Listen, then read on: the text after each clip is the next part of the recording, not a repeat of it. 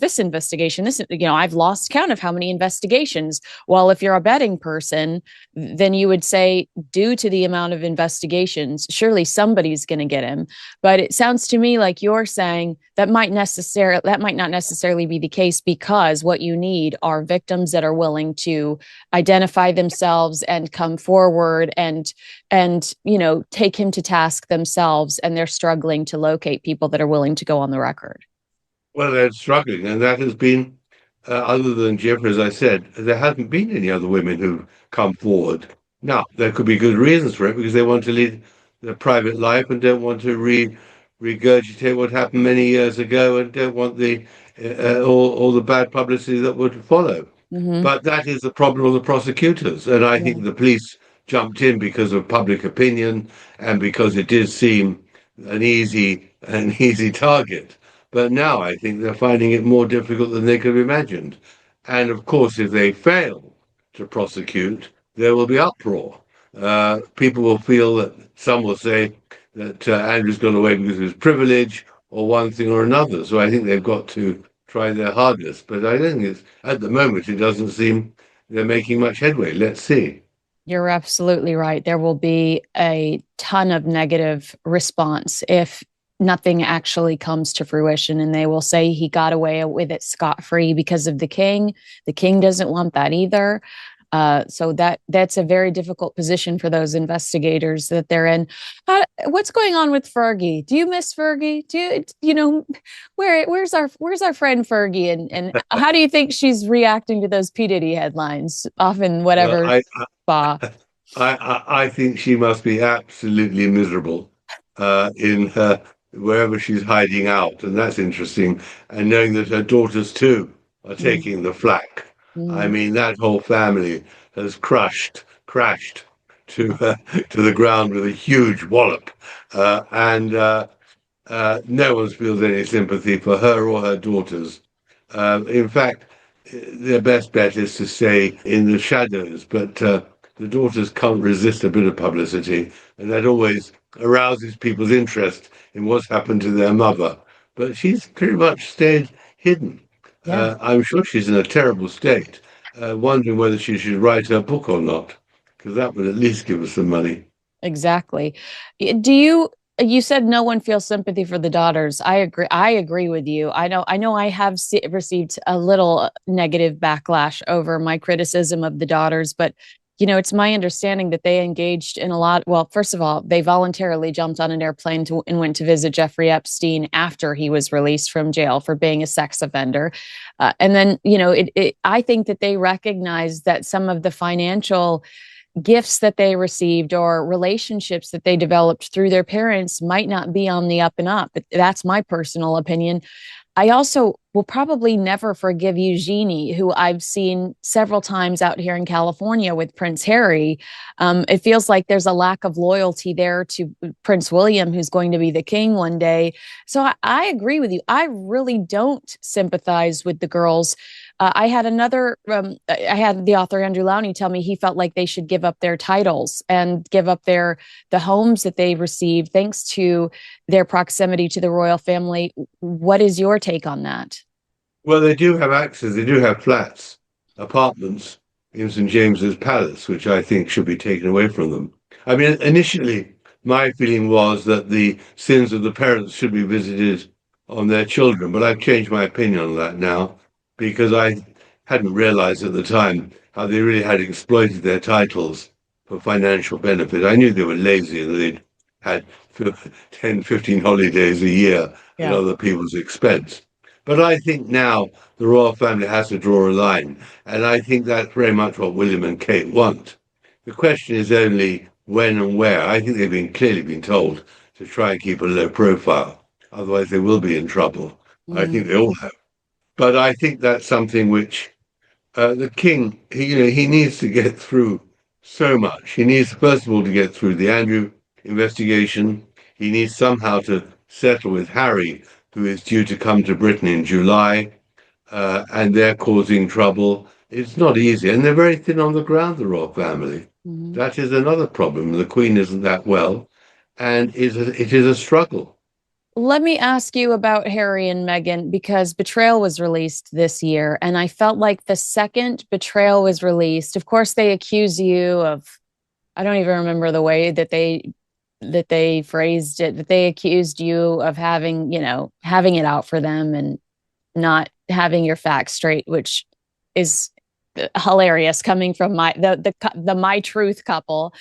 But Betrayal comes out, and it almost seems as if there is a wild PR pivot right after your book is released. And maybe it's the departure of Meredith Maines. I don't know.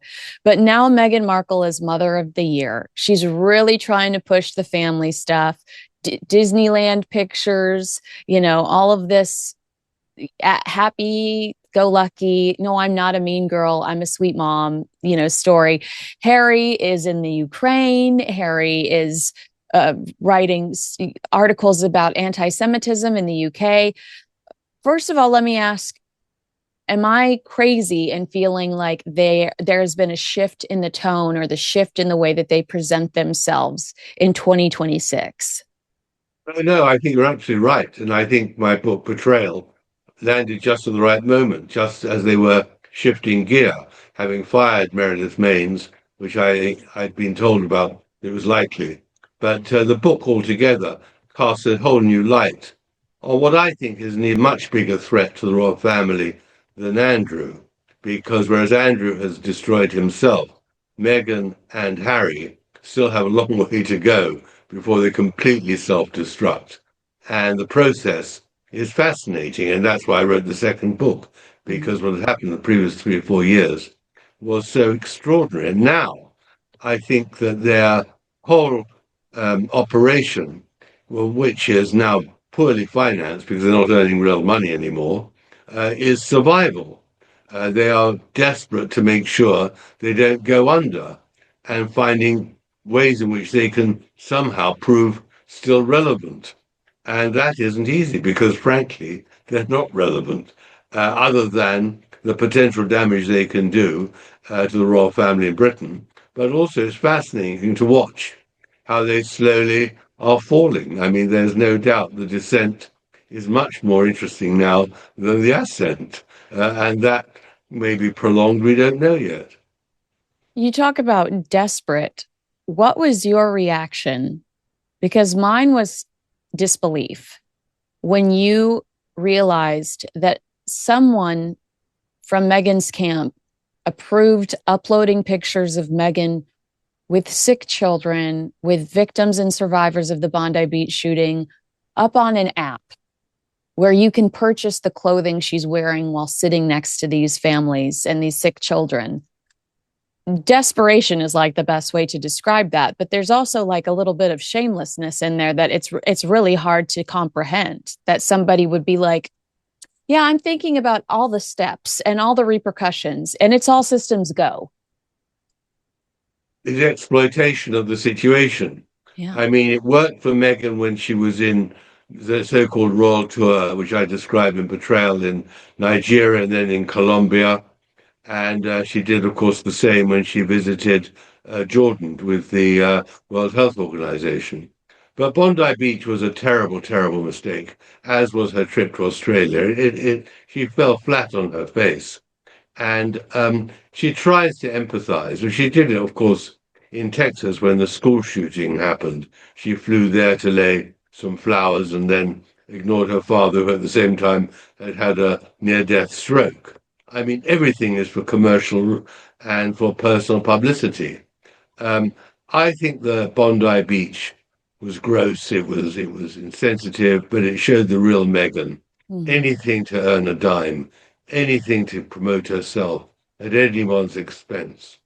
And unfortunately, I feel that their trip to Jordan, which followed that, was very, very badly ill considered. It was a great mistake of theirs because, of course, that is what triggered Harry's article in London in a magazine called The New Statesman about anti-Semitism, where, of course, he attracted a lot of criticism. First of all, because the article read as if it had been generated by AI. No human being could have written a lopsided article like that. It was absolutely turgid prose of the sort that AI and chatbox professionally produces. But also, of course, he forgot to mention what started the whole saga, which, of course, was October the 7th attacks. Mhm. And really, what he lets himself down with and exposes his prejudice is when he keeps on talking about the suffering of innocence. Well, if there wasn't suffering of innocence on October the 7th, when was there? But he Right. forgets to mention them, as he did, of course, when he and Meghan visited Jordan to visit the Palestinian victims there, are cared for by the very anti-Israeli W Health Organization. So, they are keep on seeking opportunities to appear in public, keep on seeking opportunities to promote themselves as great humanists, and keep on making mistakes because they don't realize how complicated the world is and how they're totally ill equipped to cope with those complications. Yeah, I mean, Meghan was photographed in Geneva with somebody that has been accused of racism and sending sexually inappropriate messages to coworkers, I believe.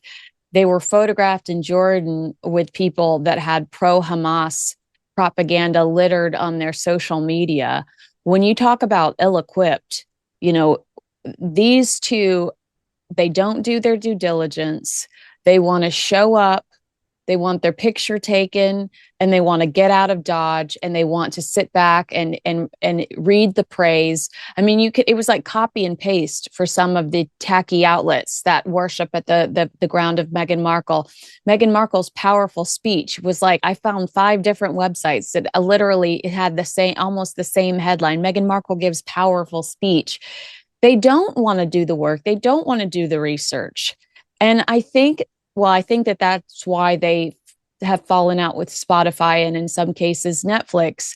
But how can the palace allow them to continue to do this while utilizing their titles, which, if perception is reality, and so people are assuming that there is an association to the royal family when it's the Duke of Sussex writing an article in the New Statesman. How can they not step in? Because these two are jeopardizing the credibility and the authority of the British royal family. But I agree, and for many years I've been saying that the only solution will be to strip them of their titles. I think the difference between the Jordan visit and the Swiss by Meghan was that they clearly had a relationship with the WHO, Mm-hmm. and Meghan has always shown a sympathy for the Palestinian cause. I show in my book how she gave a grant, Archwell gave a grant to a pro-Palestinian group in America, I think in Michigan or somewhere. But the New Statesman article was a whole new different ball game. This is where Harry, trying to speak about Britain, which he's barely visited for many years, tries to talk about anti-Semitism and racism, of which he knows absolutely nothing. But the real Except issue for is the this Nazi issue, costume. Except for the Nazi except for the costume he Nazi wore. code. That's right. He said he admits he made his mistakes. But you see, the real issue, and this is what's so fascinating, is what he's going to do in July. Mm-hmm. In July, he's coming to England for the rehearsal of the Invictus Games, which are, of course, the games for injured soldiers and men and women in the services. And he's going to the city of Birmingham, which has a huge Muslim population, which has been absolutely viciously anti Semitic and kept out through a series of lies and corrupting the local police, kept out the supporters of the Maccabi football team who were due to play a local team called Aston Villa. Mm-hmm. That's some months back and caused a huge row. The police chief lost his job. Now, Harry is going to find that, of course, part of the Invictus Games includes a team from Israel, the very people who've been fighting in Gaza and Lebanon. So, what's he going to do? And of course, there are strong rumors that Boeing, who are a major sponsor of the Games, don't intend to help finance these Games next year. So he's got a financial problem and a political problem and a religious problem. And how does he cope with it? Well, Harry, unfortunately for him, is a person who's least well equipped to cope with those sort of problems. And he's got a wife who flies all the way to Switzerland, clearly for a fee, to deliver an inane, purposeless speech for the very good reason she's got nothing to say. Yeah. She absolutely can only talk about the same thing again and again and again ad And nauseum. and and how are we supposed to take her seriously when just days ago she'd posted a picture of Lily on Instagram? You're telling us AI is bad while using an app that where we can shop your closet thanks to AI, and you're saying keep kids off the internet, protect children from the internet, while you're exposing your children without their consent to vicious strangers online. Absolutely. I mean, that I was going to say that was absolutely, and of course, she's been doing it constantly. The use of her children, as I document in the book very clearly, is unbelievable. And it's always Lilibet, much more than Archie. It's always the exploitation of Lilibet and the coy shot, but it is terrible. But of course, we haven't mentioned her attempt to re enter the jam market, which is pretty amusing. How she also on Instagram featured her jam, which no one wants to buy, which millions of bottles are stacked up somewhere in some godforsaken warehouse somewhere. So it's absolutely hilarious watching them struggle for survival. And it's going to be a fascinating story to see how they financially even cope with the world they're now living in without an income. Oh, it's frightening to even imagine, although actions have consequences, Tom Bauer. Talk to me about Invictus because we're seeing leadership step down. Very important people that Prince Harry had a lot of faith in that are stepping down. The potential of big sponsors dropping out.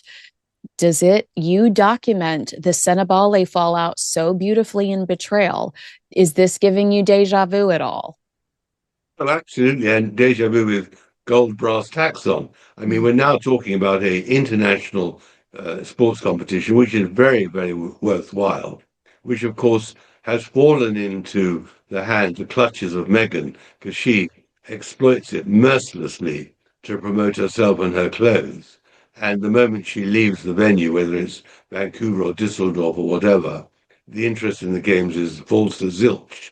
And of course, she hoped to do exactly the same in Birmingham in July. That's what Harry asked the King to facilitate. I'm sure they won't help her. I'd be absolutely appalled if they did anything to let Meghan come and parade her clothes here. And the games, which, as I say, are very worthwhile and much enjoyed by the 500 competitors, are jeopardized by the antics of the founder, Harry, and his wife. And that again is something well worth watching because the British government and everything will finance a lot of the games, and the sponsors will undoubtedly have concern that they're being exploited by Meghan. And Harry can't keep it together if he loses important leaders. It's very interesting. We're going to see in a few weeks' time what the result is. You know, Meghan had a stop on the way home from Geneva in the UK, and we only know about this because she posted on Instagram a very bizarre love letter from the flight crew to her. Happy anniversary. Um, I've never seen somebody try so hard to prove that they're not the most unpopular person in the world. Actually, someone who fled England because she needed her privacy. Never Yeah, let us forget that. I yeah. mean, I know it's absolutely astonishing. And then, of course, the publication of all her very top secret wedding photographs Oh, yeah. to mark the 8th anniversary. That as well was absolutely another invasion of her privacy. I mean, she is literally digging and digging and digging, looking for something to get attention, and probably can't understand why there isn't a huge wave of adoration for her. She's actually puzzled why people don't love her, and that makes it even more interesting. I mean, it's exhausting. I feel like I'm being accosted. Like I've considered the restraining order. You know, they used to joke that you wish you could type in the word Kardashian to block the Kardashian stories from your feed. I mean, I would do it with Harry and Meghan because she is clearly so desperate. when it comes to those pictures too, it doesn't feel like a very clever business strategy, because I think that I do think that there are outlets like Netflix or a Penguin Random House, a book publisher or a streaming service that would see the value in some of those never before seen pictures for a documentary about hair, 10 years after Megxit or the 10-year wedding anniversary. If I were her, I would have held on to those images because I think somebody would have paid for them eventually. And here she is giving them away because she wants that dopamine hit. She wants to see her name on the headlines of People magazine and Us Weekly and some of these other places that pander to her, oohing and awing over these pictures. Well, she's a junkie. I mean, she's a publicity junkie. She's someone who once a week thinks, I haven't been in the news. What can I do to get into the news? Use your daughter, use the jam, use some photographs that haven't been seen, take a paid trip to Switzerland to hope that somehow you get noticed again. I mean, there's a grid. The trouble is, it gets worse and worse for her. But of course, we're not sick of it. We just Yeah. want to see how it'll end. It's going to be fascinating. And in my view, it won't be too long because there is a limit to the tricks she can pull. There is a limit to the number of stunts which she can actually summon up. And then will come the sort of the reckoning. And that's what we're all looking forward to. Well, I am. Oh no, no, it's okay. The audience is with you. I can guarantee the audience is with you. We mentioned the Geneva trip. Was there something really embarrassing about the fact that she was talking to an audience of none? I mean, watching the people walking around the event, totally unfazed by her, not grabbing their cell phones to capture a picture or video of her. They couldn't care less who she was or what she was doing. I felt like that event harmed her more than it did her good. Like I know we always joke that she's trying to be the second coming of Angelina Jolie, although Angelina Jolie would never do a carousel of 20 pictures from her wedding. Angelina Jolie would never invade her own privacy the way that Meghan consistently does. But I thought that Geneva trip, aside from the speech, like you said, being incredibly boring and her not saying anything that I would embroidery on a pillow, um, it was a reflection of how irrelevant she has become. Well, I think that's absolutely right. And it's very interesting that we never discovered what actually happened in Sydney at that very expensive Meet Meghan dinner. Uh, Clearly, they made sure that nobody was able to publish anything embarrassing and all the rest. And then she exposed herself in Geneva and gets a wallop of Yeah. muck, self-made. So that's her problem. How does she find a venue? And that is actually, if I could say finally, what I do think is actually her tragedy. If she had stayed in Britain, if she'd just accepted the rules, she would have been a much loved member of the royal family. She would Mm-hmm. have gone to open a hospital or a children's clinic, or she would have been seen a few times a year at various venues. Harry would have retained his popularity. People would flock to see him and listen to him, and she would have had a very comfortable life. But she thought she knew better. And there is something which is absolutely true in this world, that as you go up, many people are waiting to see how you come down.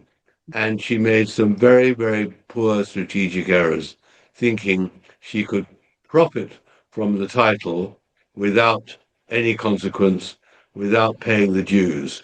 And of course, in the end, I have no doubt there'll come a day when they both lose their titles and their children too, because they will just be forced to go too far for their own survival. And at that moment, the same will happen to them as what's happened to Prince Andrew I or mean, Miss I Mountbatten Windsor. I agree with you, but I also want to clarify that the reason we would still love Meghan Markle is because the handlers at the palace do such a great job of making some of these characters tolerable. I mean, I think that the Harry we see today is probably who Harry truly is. And the Harry we fell in love with was the picture that the palace painted that we liked.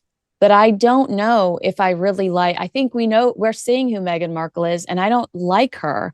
But when they were under the cloud of the palace, where everything was protected from speeches to who they were pictured with to the way that they dressed, when they were under that control, and I hate to use that word, but when they were under that highly choreographed, you know, whatever you want to call it, system, they are likable. But maybe we are seeing who they Absolutely. truly are and they're No, not. no. I mean, what is very interesting, which I was surprised by, and comes up early in the Betrayal book, is when a very, very famous member of the British establishment, really a household name, is asked by the Queen to explain to Meghan before the wedding what life will be like. And that person goes to visit her every 3 or 4 weeks in Kensington Palace.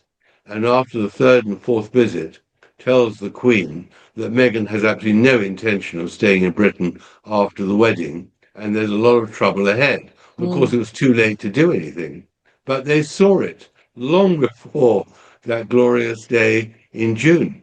And I'm afraid that that is her problem. She is very calculating and very ruthless and very self-promoting, but she's taken on more in the end than she can chew.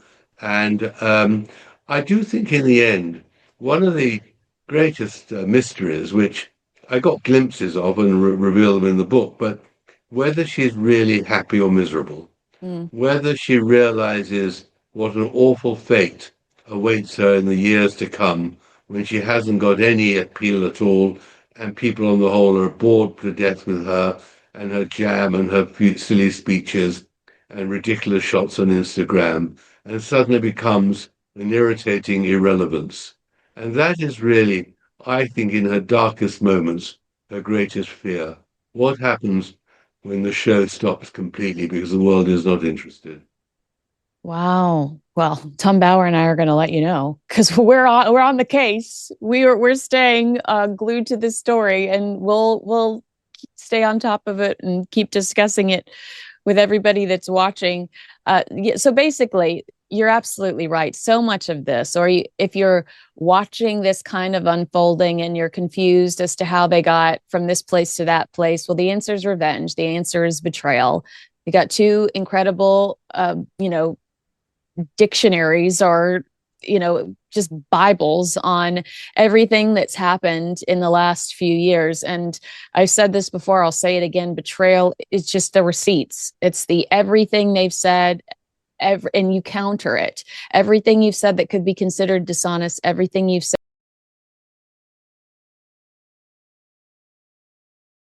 Once celebrated as the modern royal who would change the monarchy forever, Meghan Markle is now facing a completely different reputation in Hollywood.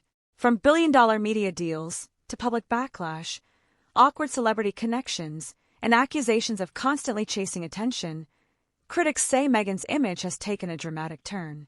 But how did someone who once had the world's sympathy become one of the most polarizing figures in entertainment and royal culture? And why are even Hollywood insiders reportedly growing tired of a Sussex brand?